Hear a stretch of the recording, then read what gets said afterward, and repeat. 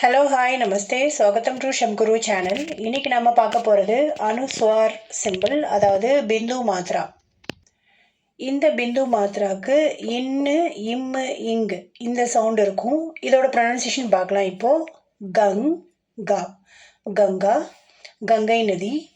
Ton டா, டண்டா gold. அந்தர, அந்தர் inside.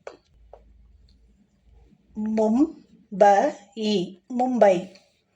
பந்தர, பந்தர் monkey.